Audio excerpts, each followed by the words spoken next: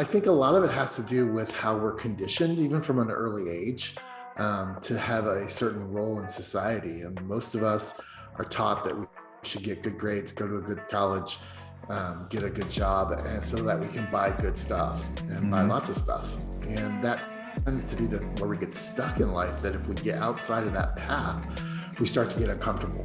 And we start to go, wait a minute, that's not what I'm supposed to be doing. And so I think that's kind of what holds people back sometimes, is that fear of being outside the norm of what society says we're supposed to be doing. And so it takes courage and it takes bravery to say, I'm going to do something a little bit different. Welcome to Old Guy Talks to Me, a podcast dedicated to helping guys create kick-ass lives for themselves and those that they love. Ladies, if you want to know what your guy is thinking, this podcast is for women too. Each week, a special guest helps you create that life you've imagined. We talk anti-aging medicine, personal growth, relationships and hot sex. Yeah, you hear me, getting laid more frequently, other guy vices, and topics that many don't want to talk about but need to. Just because you're getting older doesn't mean you have to be old. Don't want to miss anything? Be sure to subscribe, share, rate, and review this podcast. And be sure to go to www.thestandard.academy/magazine and grab a free copy of our new digital magazine, The Standard Academy, where we talk about erogenous zones, growing hair back, and other things that will help you create that kick-ass life. Now get ready to listen up and share with friends. This is Orsh, the official old guy at oldguytalkstome.com, a podcast dedicated to helping older guys create kick-ass lives for themselves and those that they love. And I'm here with, Roger Williams, who's something that, lots of old guys do and older women do and lots of people do. They have cross-off lists, bucket lists. And Roger is a writer, podcaster, adventurer, and head crosser-offer of his bucket list.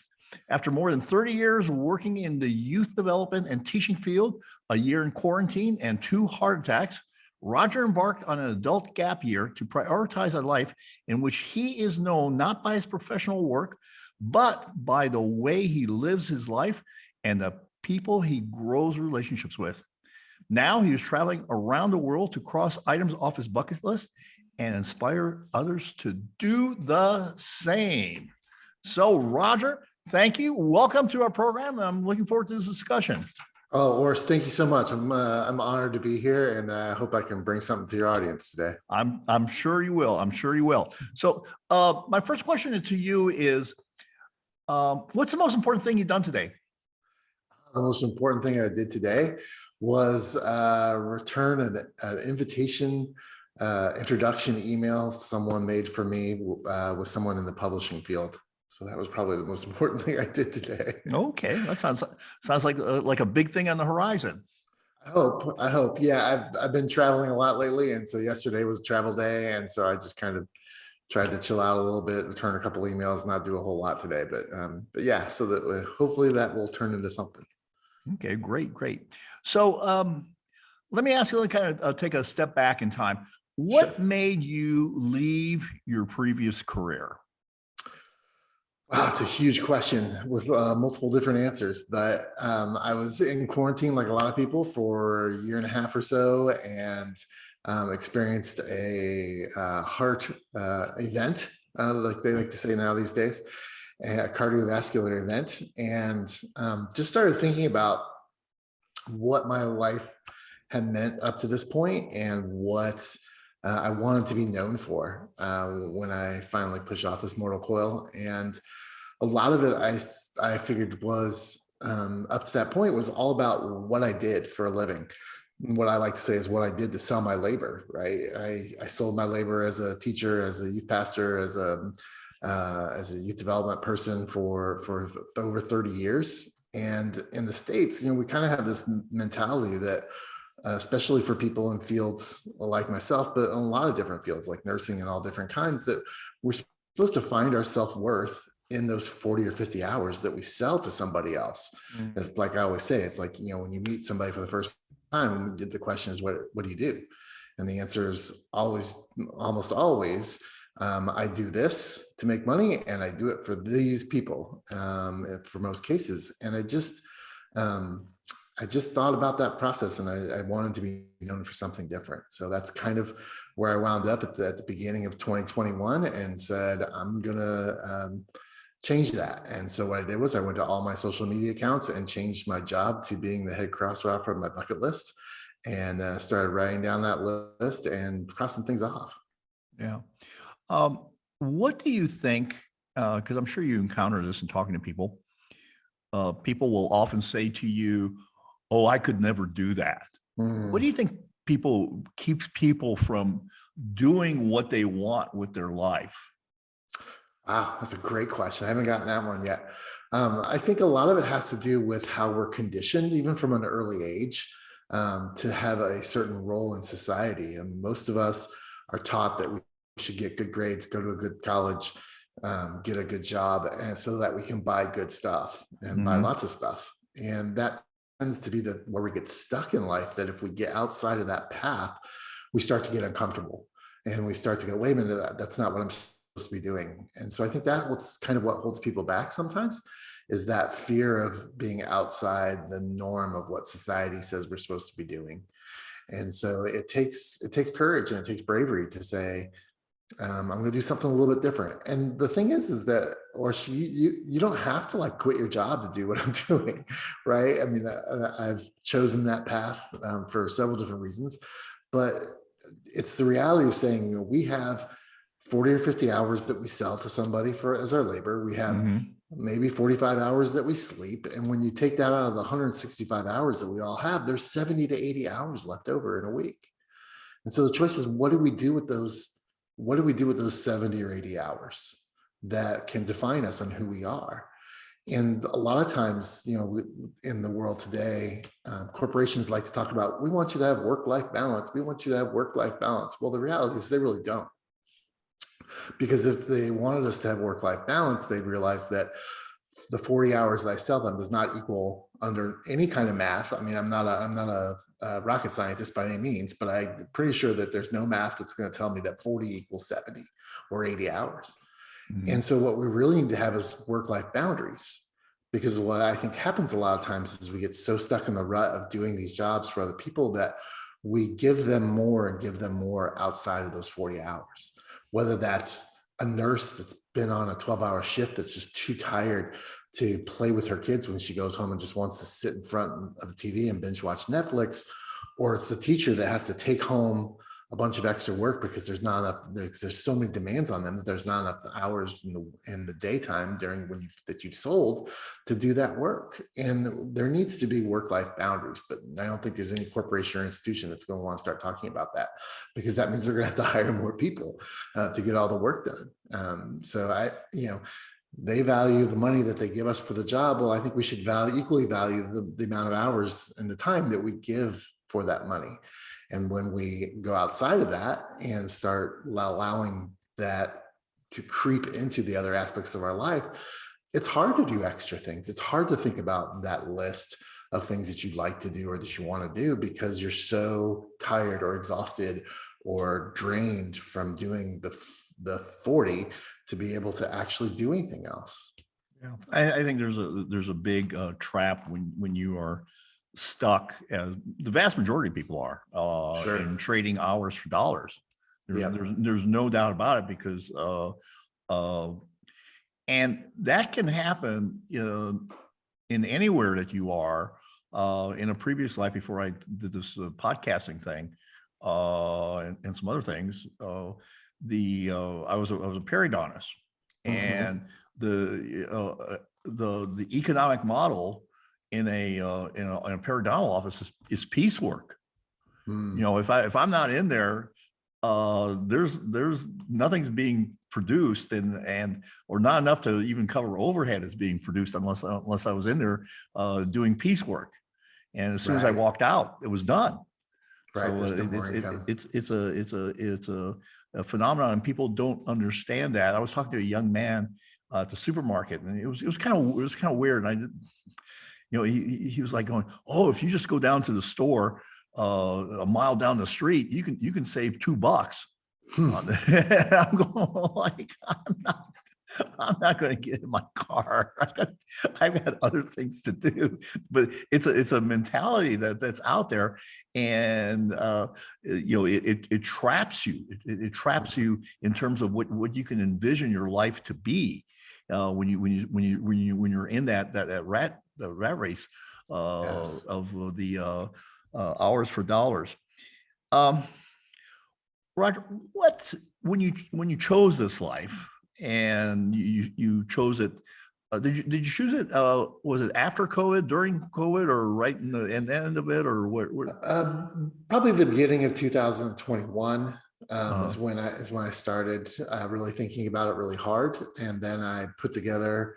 I finally, I had a bucket list in my head of all the things that I wanted to do, or what are the things that I wanted to be known by or accomplish. And I started by doing a really big one. I walked the Camino de Santiago, which is a 790-kilometer trek across northern Spain. Takes about 30 days, 32 days, 35 days.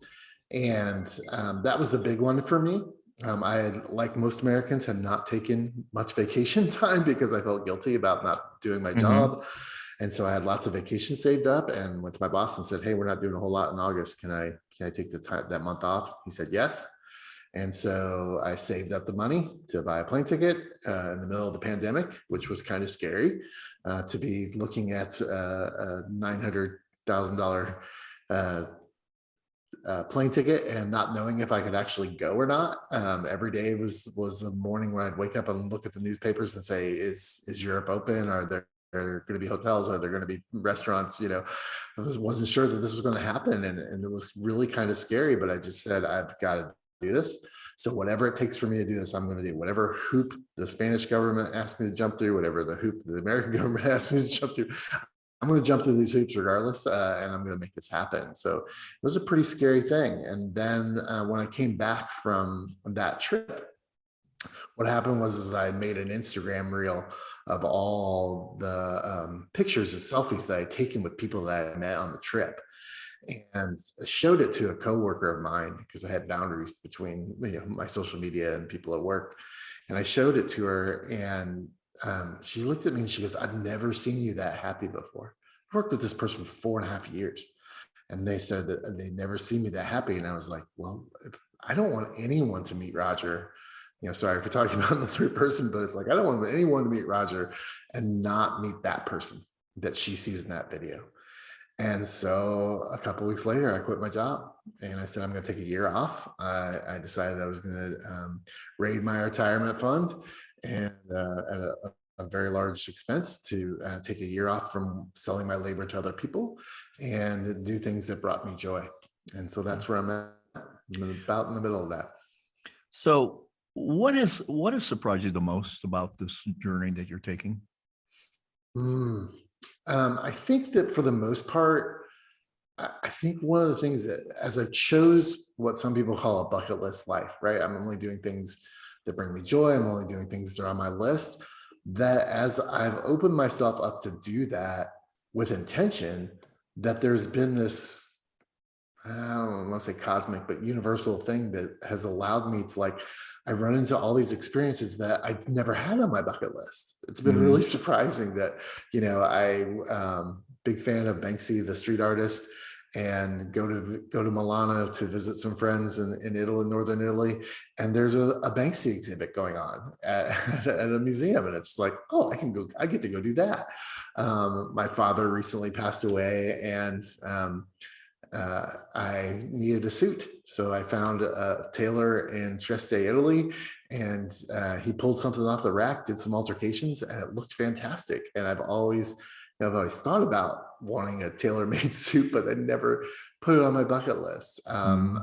I'm currently in Matera, Italy, which is in the southern part of Italy, near the boot, in the inside of the boot, and I randomly kind of picked this town, and I'm walking around, and there's like 6 Salvador Dali statues in this town. I have Mhm. no idea why these Dali statues are here. He's a Spanish artist, but they have like these 6 statues of Salvador Dali's. It's like, this is amazing. This is great. And so it surprises me that there are things that I get to do because I've chosen this lifestyle that probably should have been on my bucket list, but weren't on my bucket list. But now, because I've chosen to open myself up to the possibilities of just being out in the world and seeing things, from maybe a little different angle, that I get exposure to all these things that just are simply really cool. And so I think that's been the greatest surprise of just, I'm traveling Italy, seeing friends and attempting to write a book, but yet here I get to see Salvador Dali and Banksy and all these other things that get to happen to me because I'm open up to that. Yeah. How do you figure out where you're going to go? I've been real intentional. One of the things that I experienced on the Camino, which I knew I would, was a lot of community. I specifically went, some people go for religious reasons, some people go for spiritual reasons, some people go for health reasons, to walk all the way. I went for the community. I specifically went on that month-long trip because I knew that I would be put in situations where I would meet people from all around the world, and that I wanted to intentionally grow those relationships. So a lot of the places that I've been in these last 2 months have been directly tied to being able to continue those relationships. We live in a world now that you can do that. There's no excuse to not maintain relationships. I have a best friend. We've been friends for, I was just thinking about today, I think it's almost 38 years, 39 years. And back in the 90s, he was serving in the military, the US military in Germany. And I would call him once a month, and it would cost me like $60 to $100 to talk to him for an hour. It was just ridiculous. My then wife told me, she said, "That's your spending money. You're not allowed to spend either money. That's your entertainment budget. That's your, that's everything. You gotta call him once a month if that's what you want, but that's it." And so I did. I went to that expense and that time to keep that relationship going. Well, we don't have those barriers anymore. I'm not sure where you're at right now. I'm in Matera, Italy, and we're having this conversation. Yeah. There's no reason that you can't engage with people from all over the world, let alone somebody in 2 or 3 states. Essentially for free. Yes, exactly. Right. Exactly. Essentially for free. Yeah, it doesn't cost us $60. Nobody would be doing this podcasting thing if every podcast costs $60. Yeah, I actually this was a long time ago, but my wife was from New York City, but she was working in Ukraine in the early 90s. And I actually drunk dialed her. And during those times, it's very interesting because during those times they had only a set amount of lines. They had actually physical lines into the republics of the Soviet Union. And so somehow I got through all these lines, but my phone call was about $250. Oh, geez. Wow. Yeah, that doesn't exist anymore. Now, if you're on Starlink from the Tesla guy, you can get in touch with anybody over there right now. Yeah, absolutely.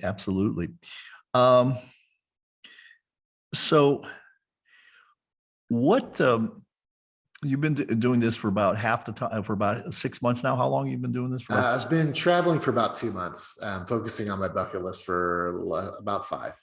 Okay. And have you encountered any situations, either from your physical environment or from people that you felt in danger or threatened?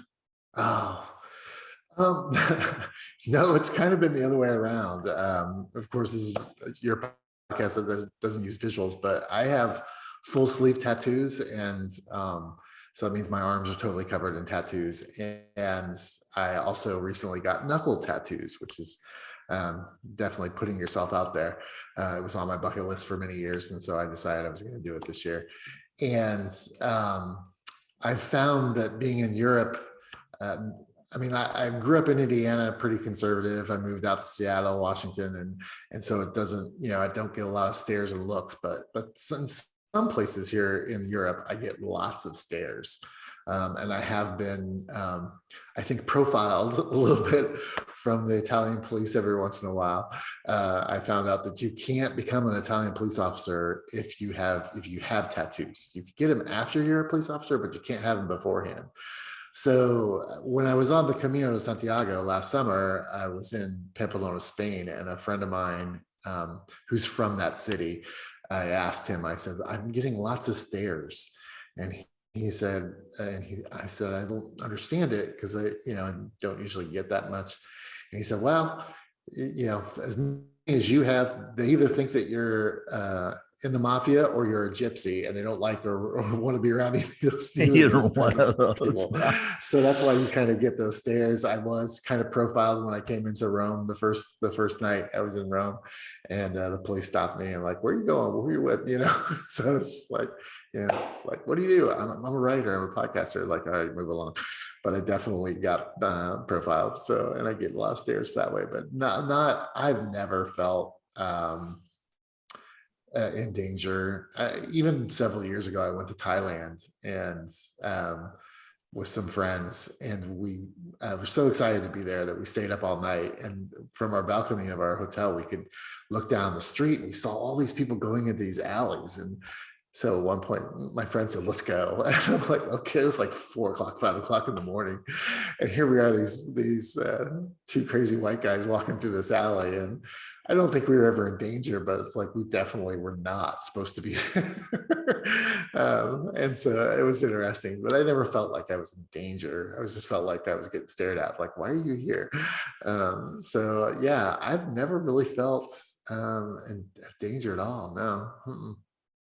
That's interesting. I was I didn't feel until danger until the people around me said, "We got to go right now." And Yeah. this was in I had gone up Kilimanjaro, and so after we came down, my group, they went on safari, and I just had a day extra there, and so I went out with the guides to go to a bar, and it was like we were all just laughing and this that, and all of a sudden they just look at me like, we gotta go. We gotta go. Yeah, it was obvious that, and I said, what's wrong? And he go like, we gotta go. And so we went to another bar, but it was obvious that like somebody had walked in that they did not want to be around or want to have me around. Yeah, one of the great pieces of advice my dad gave me was, as long as you look like you know what you're doing, you're probably going to be okay, right? The half of life is just acting like you know what you're doing, and you can get away with a bunch of stuff. And I've also never been to any place like that, like you're describing. I mean, Thailand probably was the most non-Western, place I've been to. So, when you're in Europe or even in a lot of places in Central America, South America, it's not, you're usually in a tourist spot, and it's not like you're, out of, the comfort zone that much. So yeah. A lot of times you see, I think there are, I mean, like I said, there are places that, that are very dangerous that you can find yourself in a heartbeat if you don't know where you're going. Do you need accountability? Are you looking to change the course of your life but have failed to keep on track? Too often we take in information and fail to act. Do you need an accountability program to stay the course? Then go to www.thestandard.academy and find out about my accountability program that goes with my course that helps you find out what you want, why you want it, and how to get it. The accountability program keeps you on track to get results. Yeah, there's I don't know if you've ever seen it or not, but one of my favorite shows is called Scam City. I think it's on Amazon Prime. I don't know what it was originally on, but it's called Scam City. And this guy goes into cities all around the world and like befriends the scam artists to get them to tell them how they do it. And it's just like, if you're going to travel overseas or you're going to do something like that, it's a great show to watch because you know what to look out for. But at the same time, it's like, ooh, that is kind of scary. Yeah. Well, outside of the dangerous situation or no lack of dangerous, have you found yourself ever in an awkward situation where you just kind of like something was like, oh gosh, I wish I hadn't done that, or I didn't know the culture was here, or was that, or whatever? Yeah, I haven't had too much of that. I think that traveling during COVID, I think provides a lot of those experiences because everything changes so quickly. Every country's different. And I was just recently over the weekend in Israel for a couple of days visiting a friend, and That was very interesting. I was in Tel Aviv and Jerusalem, never felt in danger in any way, but just was surprised that the airport security was coming into Tel Aviv. I felt like it was really well maintained, but it was quick and it didn't seem like it was as big a deal as people had made it. But the interesting thing was leaving was really awkward. Like I think I showed my passport at least 7 times before I got on the plane. Really? I would thought it would be just the Yes, opposite. exactly. That's what I was thinking too. That's what and it was like, I got to the ticket counter and like, you haven't gone through security. I'm like, what security? And like, that desk over there, you got to go show them your passport before you can get your ticket. I was like, oh my gosh, I was just in line for an hour. I wish I would have known that, but there weren't signs. And it was, it was, again, it's just making sure you know what the procedures are. And sometimes that's difficult, but yeah, it was just really weird that leaving Tel Aviv, and I was traveling back to Italy. It was just, yeah, 7 times. Even before like I got onto the property at the airport, I had to show my passport again. So it was just really kind of strange that leaving was worse than coming in. And they actually I had to get a COVID test before I got on the plane. Had to show results. And then when I got off the plane in Tel Aviv, I also had to take another COVID test, which is not, I haven't never had that before in any other country that I've traveled to. And I've been to like 5 or 6 right now in the last 2 months. So that was kind of strange. So just knowing the procedures during COVID can be stressful and the like. I think the other weird situation that I was kind of surprised about, should have known, but was kind of surprised about.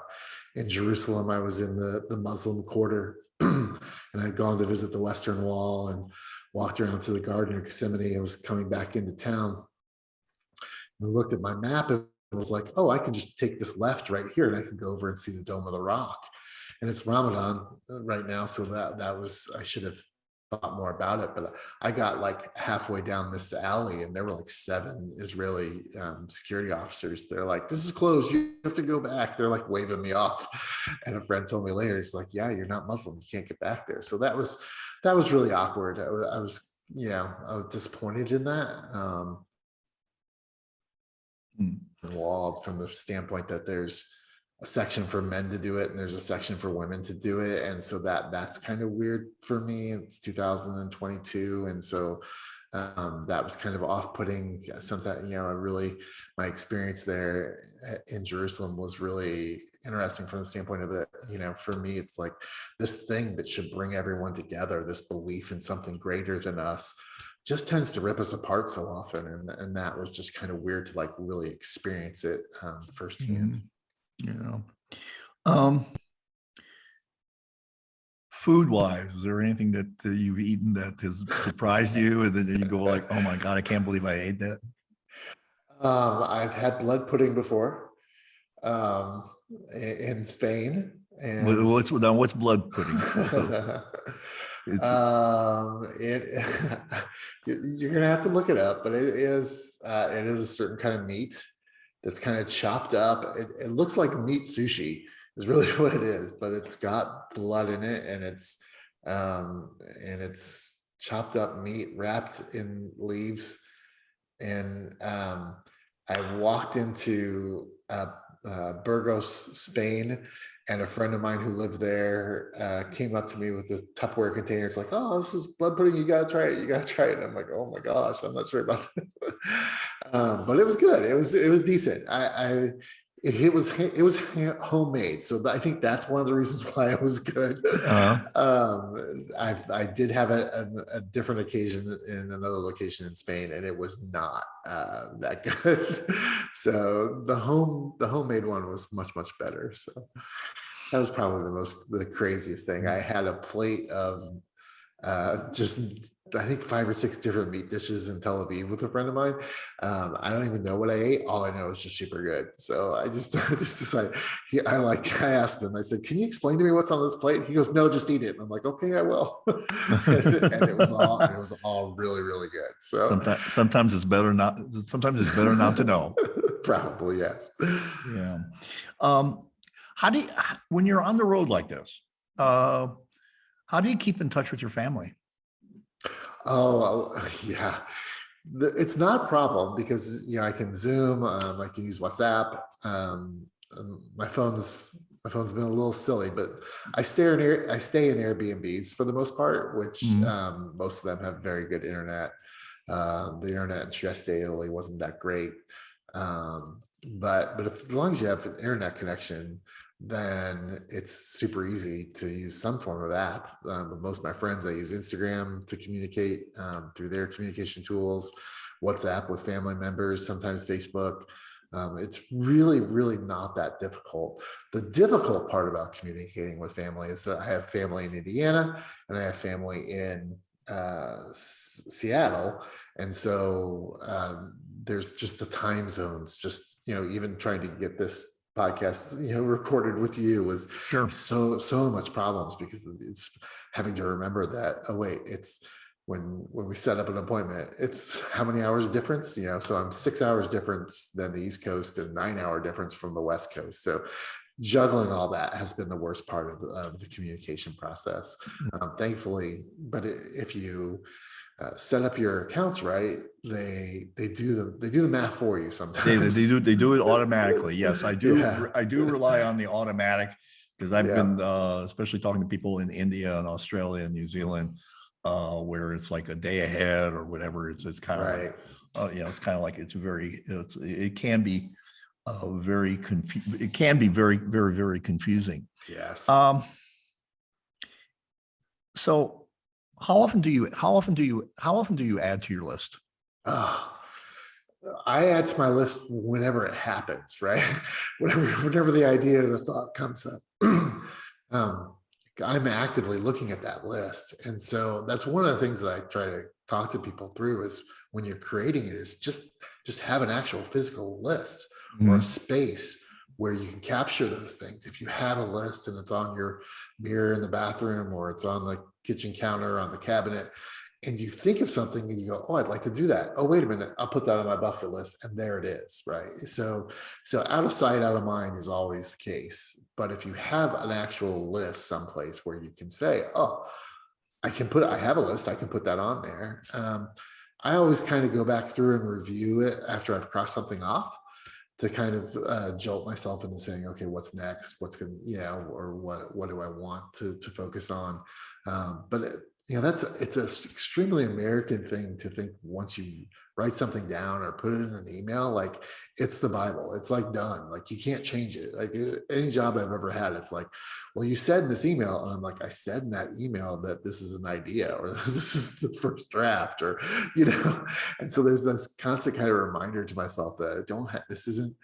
This, I can even like cross things off that I didn't do, like I can erase them or I can.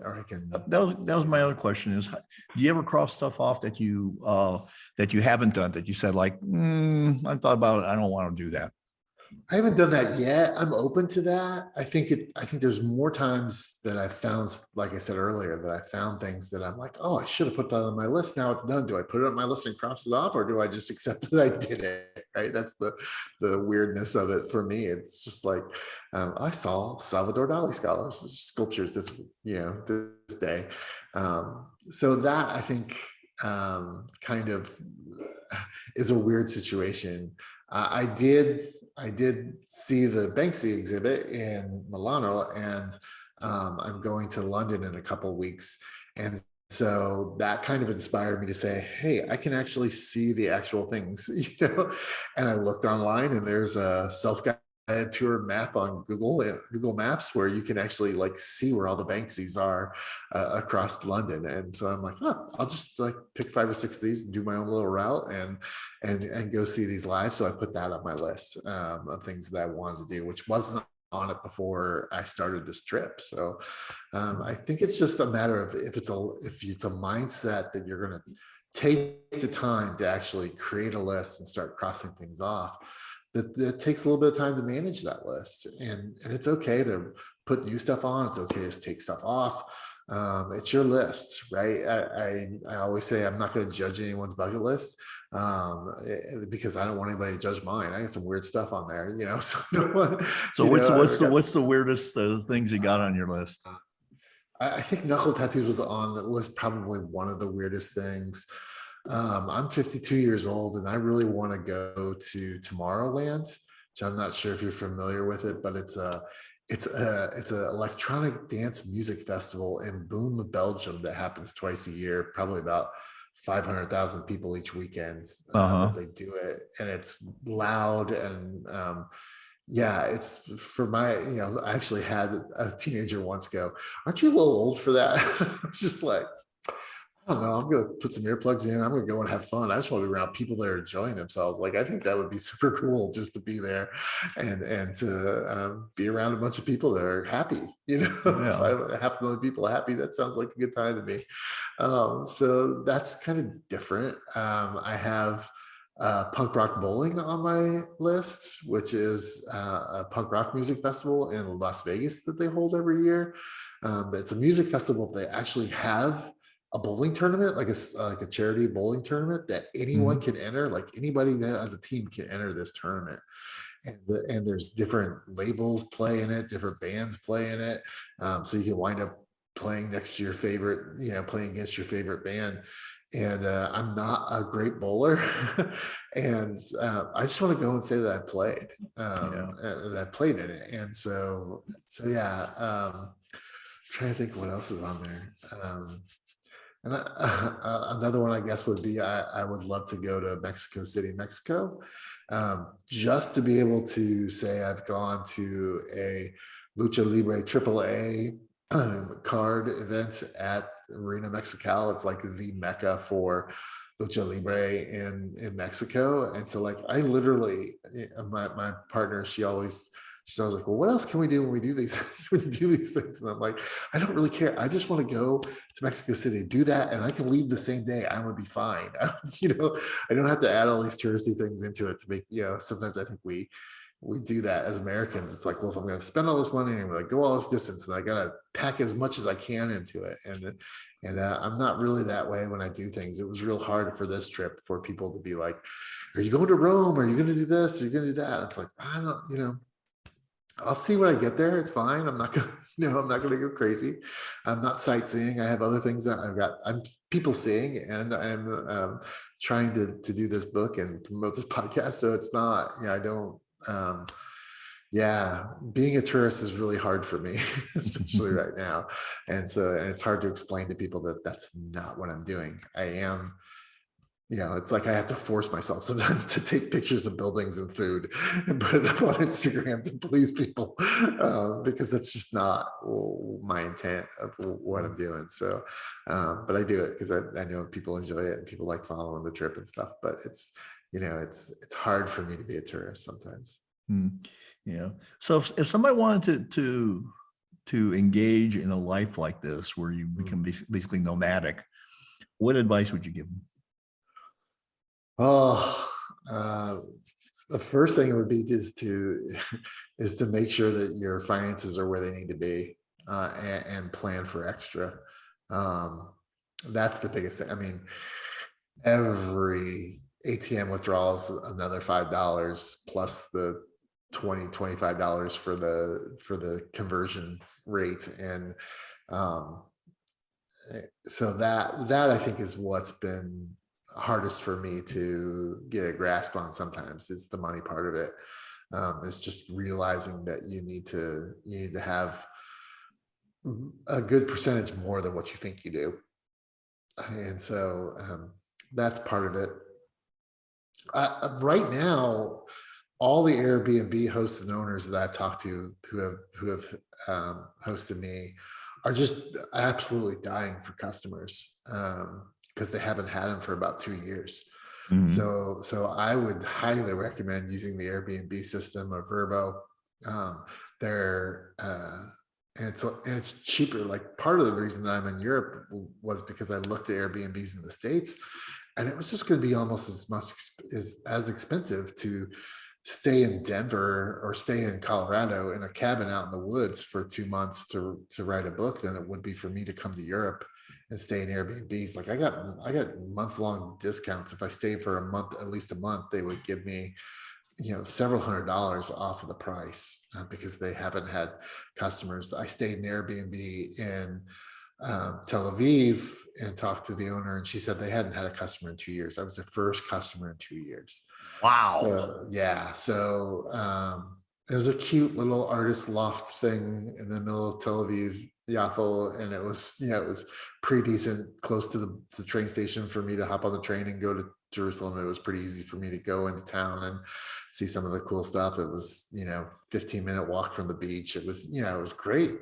And she said that but they hadn't had anybody in 2 years. So I think there's a prime, if the cases continue to drop, we're in a prime state where this is a good time to travel. make that. Yeah, come travel. Yeah. All right. Well, that's all very interesting. Well, Roger, I want to thank you for coming on the program. Well, thanks. Old I was guy glad talk- to be here. Yeah, no, I think it was very interesting what you're doing. And where do you think you're going to head to next? I am here in Matera, Italy for another 3 weeks. And then I am going to London for a week to be with some friends again.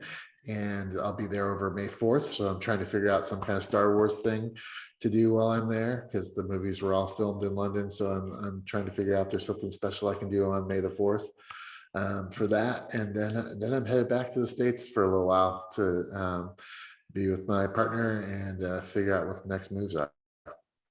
Cool. Well, Roger, thank you. I'm sure we'll have to get you back on to catch up more with your program with your travels as you move around the world, the United States, and all that. Because I think a lot of people are envious, and they're saying they're like, I could never do that. And the truth of it is, actually, you probably can. You just have to commit your resources to be able to do that.